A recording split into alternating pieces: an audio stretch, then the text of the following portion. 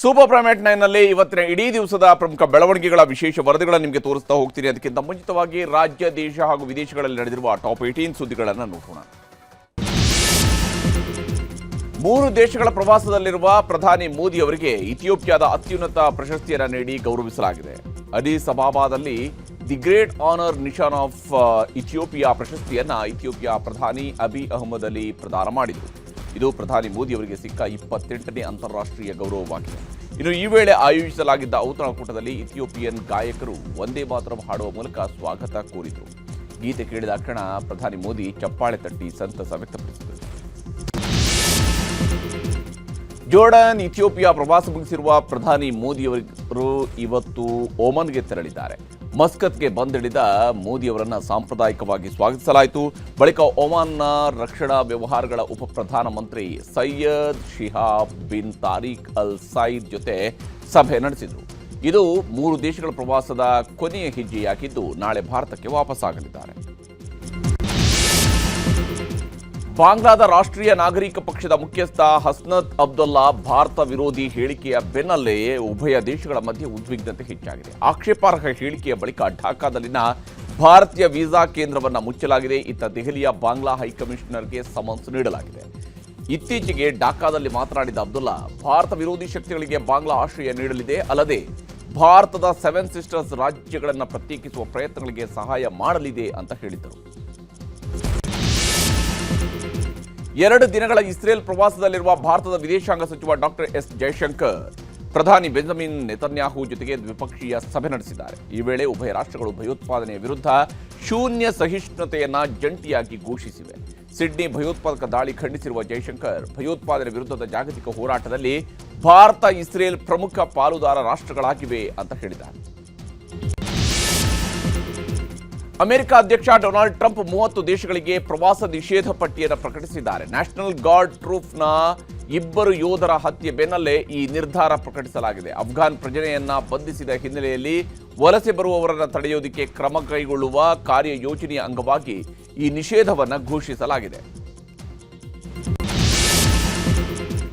Goa club ಅಗ್ನಿ ದುರಂತದ ಪ್ರಕರಣಕ್ಕೆ ಸಂಬಂಧಿಸಿದಂತೆ ಬೀಚ್ ಬಾಯ್ ರೋಮಿಯೋ ಲೇನ್ ನೈಟ್ ಕ್ಲಬ್ನ ಮಾಲೀಕರನ್ನ ಕೋರ್ಟ್ ಪೊಲೀಸ್ ಕಸ್ಟಡಿಗೆ ನೀಡಿದೆ.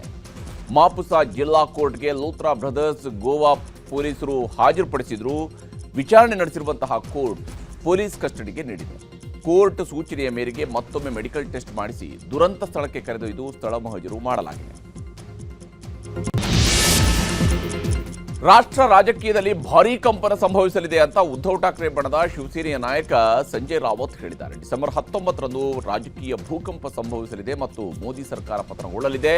ಈಗ ನಡೆಯುತ್ತಿರುವ ರಾಜಕೀಯ ವಿದ್ಯಮಾನಗಳ ಕೇಂದ್ರ ಬಿಂದು ಅಮೆರಿಕ. ಬಿಜೆಪಿ ತನ್ನ ಎಲ್ಲ ನಾಯಕರನ್ನ ದೆಹಲಿಯಲ್ಲೇ ಇರುವಂತೆ ಸೂಚಿಸಿದೆ. ಇದನ್ನು ಪೃಥ್ವಿರಾಜ್ ಚೌಹಾಣ್ ಕೂಡ ಹೇಳಿದ್ದರು ಎಂದು ಸಂಜಯ್ ರಾವತ್ ಹೇಳಿದ್ದಾರೆ. ಆಪರೇಷನ್ ಸಿಂಧೂರ್ ಕಾರ್ಯಾಚರಣೆಯಲ್ಲಿ ಭಾರತ ಮೊದಲ ದಿನವೇ ಸೋಲು ಕಂಡಿತ್ತು ಅಂತ ಕಾಂಗ್ರೆಸ್ ನಾಯಕ ಪೃಥ್ವಿರಾಜ್ ಚೌಹಾಣ್ ನೀಡಿದ್ದಂತಹ ಹೇಳಿಕೆ ಭಾರೀ ವಿವಾದವನ್ನು ಸೃಷ್ಟಿಸಿದೆ. ಚೌಹಾಣ್ ಅವರ ಈ ನಡೆಯನ್ನು ಬಿಜೆಪಿ ತೀವ್ರವಾಗಿ ಖಂಡಿಸಿದೆ. ತಮ್ಮ ಹೇಳಿಕೆಗೆ ಕ್ಷಮೆ ಯಾಚಿಸೋದಕ್ಕೂ ಕೂಡ ಪೃಥ್ವಿರಾಜ್ ಚೌಹಾಣ್ ನಿರಾಕರಿಸಿದ್ದಾರೆ. ಕ್ಷಮಿಸಿ, ನಾನು ಕ್ಷಮೆ ಕೇಳುವಂತಹ ಯಾವ ಹೇಳಿಕೆಯನ್ನು ನೀಡಿಲ್ಲ, ಹೀಗಾಗಿ ಕ್ಷಮೆ ಕೇಳೋದಿಲ್ಲ ಅಂತ ತನ್ನ ಹೇಳಿಕೆಯನ್ನು ಸಮರ್ಥಿಸಿಕೊಂಡಿದ್ದಾರೆ. ರಾಷ್ಟ್ರ ರಾಜಧಾನಿಯಲ್ಲಿ ವಾಯು ಗುಣಮಟ್ಟ ಕ್ಷೀಣಿಸುತ್ತಿರುವ ಹಿನ್ನೆಲೆಯಲ್ಲಿ ಸುಪ್ರೀಂ ಕೋರ್ಟ್ ತನ್ನ ಹಿಂದಿನ ಆದೇಶವನ್ನು ಮಾರ್ಪಾಡುಗೊಳಿಸಿದೆ. ಮಾರ್ಪಾಡು ಆದೇಶದ ಪ್ರಕಾರ ಇನ್ನು ಮುಂದೆ BS4 ಮತ್ತು ಮೇಲ್ಪಟ್ಟ ವಾಹನಗಳಿಗೆ ಮಾತ್ರ ದೆಹಲಿ ಪ್ರವೇಶಕ್ಕೆ ಅವಕಾಶ ಕಲ್ಪಿಸಲಾಗಿದೆ. ಇದರಿಂದಾಗಿ ದೆಹಲಿ NCR ಅಧಿಕಾರಿಗಳಿಗೆ BS4 ಮಾನದಂಡಗಳಿಗಿಂತ ಕಡಿಮೆ ಇರುವ ವಾಹನಗಳ ವಿರುದ್ಧ ಕ್ರಮ ಕೈಗೊಳ್ಳಲು ಅವಕಾಶ ಸಿಗಲಿದೆ. ಶಬರಿಮಲೆ ಚಿನ್ನ ಕಳವು ಪ್ರಕರಣದ ತನಿಖೆ ನಡೆಸ್ತಾ ಇರುವ SIT TDBಯ ಮಾಜಿ ಆಡಳಿತಾಧಿಕಾರಿ ಎಸ್ ಶ್ರೀಕುಮಾರ್ ಅವರನ್ನ ಬಂಧಿಸಿದೆ. ಶ್ರೀಕುಮಾರ್ ಅವರ ನಿರೀಕ್ಷಣಾ ಜಾಮೀನು ಅರ್ಜಿಯನ್ನು ತಿರಸ್ಕರಿಸಿದ್ದ 2 ವಾರಗಳ ಬಳಿಕ ಅವರನ್ನ ಬಂಧಿಸಲಾಗಿದೆ. ಶ್ರೀಕುಮಾರ್ ಜೊತೆಗೆ ಟ್ರಿವಾಂಕೋರ್ ದೇವಸ್ವಂ ಬೋರ್ಡ್ನ ಮಾಜಿ ಕಾರ್ಯದರ್ಶಿ ಎಸ್ ಜಯಶ್ರೀ ಅವರ ನಿರೀಕ್ಷಣಾ ಜಾಮೀನು ಅರ್ಜಿಯನ್ನು ಕೂಡ ತಿರಸ್ಕರಿಸಲಾಗಿದೆ. ನ್ಯಾಷನಲ್ ಹೆರಾಲ್ಡ್ ಪ್ರಕರಣ ವಿಚಾರಕ್ಕೆ ಸಂಬಂಧಿಸಿದಂತೆ ರಾಜ್ಯದ ವಿಧಾನಮಂಡಲ ಕಲಾಪದಲ್ಲೂ ಈ ವಿಚಾರವನ್ನು ಪ್ರಸ್ತಾಪಿಸಲಾಗಿದೆ. ಪರಿಷತ್ನಲ್ಲಿ ವಿಷಯ ಪ್ರಸ್ತಾಪಿಸಿದ ಕಾಂಗ್ರೆಸ್ ಸದಸ್ಯರು ಸತ್ಯಕ್ಕೆ ಸಾವಿಲ್ಲ, ಸುಳ್ಳು ಕೇಸಿಗೆ ಆಯಸ್ಸಿಲ್ಲ ಎಂದು ಪ್ಲಕಾರ್ಡ್ ಅನ್ನು ಪ್ರದರ್ಶಿಸಿದರು. ಈ ವೇಳೆ ಬಿಜೆಪಿ ಸದಸ್ಯ ಭಾರತಿ ಶೆಟ್ಟಿ ತೀವ್ರ ಆಕ್ಷೇಪವನ್ನು ವ್ಯಕ್ತಪಡಿಸಿದರು. ಮತ್ತೊಂದೆಡೆ ವಿಧಾನಸಭೆಯಲ್ಲೂ ಪ್ರಕರಣದ ಚರ್ಚೆಗೆ ಅನುಮತಿ ನೀಡುವಂತೆ ಕಾನೂನು ಸಚಿವ ಎಚ್.ಕೆ. ಪಾಟೀಲ್ ಒತ್ತಾಯಿಸಿದರು. ಆದರೆ ಸ್ಪೀಕರ್ ಅನುಮತಿ ನಿರಾಕರಿಸಿದರು.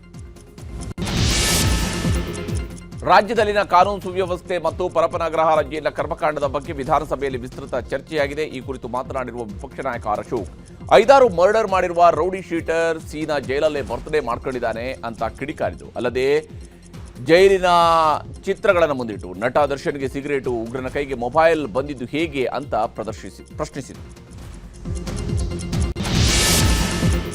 ಬೆಳಗಾವಿ ಅಧಿವೇಶನದ ವೇಳೆ ಸಿಎಂ ಸಿದ್ದರಾಮಯ್ಯನವರು ಅನಾರೋಗ್ಯಕ್ಕೆ ಈಡಾಗಿದ್ದಾರೆ. ಆರೋಗ್ಯದಲ್ಲಿ ಏರುಪೇರು ಆಗಿರುವ ಹಿನ್ನೆಲೆಯಲ್ಲಿ ಸಿಎಂ ಬೆಳಗಾವಿಯ ಸರ್ಕ್ಯೂಟ್ ಹೌಸ್ನಲ್ಲಿ ವಿಶ್ರಾಂತಿ ಪಡಿತಾ ಇದ್ದಾರೆ. ಸಚಿವ ಭೈರತಿ ಸುರೇಶ್, ಜಿಟಿ ದೇವೇಗೌಡ, ಯತೀಂದ್ರ ಸಿದ್ದರಾಮಯ್ಯ ಇವರೆಲ್ಲರೂ ಕೂಡ ಹೋಗಿ ಸಿಎಂ ಸಿದ್ದರಾಮಯ್ಯ ಅವರನ್ನ ಭೇಟಿಯಾಗಿ ಆರೋಗ್ಯ ವಿಚಾರಿಸಿದ್ದಾರೆ. ನಾಳೆ ವಿಧಾನಸಭೆಗೆ ಆಗಮಿಸಿ ಉತ್ತರ ಕರ್ನಾಟಕದ ಸಮಸ್ಯೆಗಳ ಬಗೆಗಿನ ಚರ್ಚೆಯಲ್ಲಿ ಸಿಎಂ ಉತ್ತರ ನೀಡಲಿದ್ದಾರೆ.